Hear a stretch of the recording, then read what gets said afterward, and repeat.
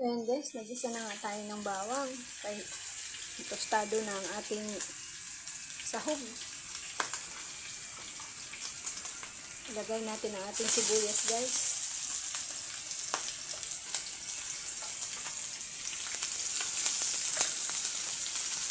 Ito lang ang bisahon hanggang sa maluto ang sibuyas guys. So ayan guys, luto na ang ating sibuyas. Humot na kaayo. Ilagay natin ating sitaw. Ilagyan ko na nga rin ng kunting tubig. Para lalagyan natin ng kunting tubig. Sinilagyan ko rin ng Knorr seasoning. Mas malasa ang Knorr seasoning guys. Kunti lang.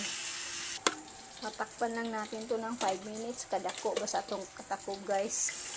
So ayan guys, luto na nga ang ating adobong sitaw. Nilagay din pala ako ng konting paminta dyan guys, optional. Salamat sa panonood guys.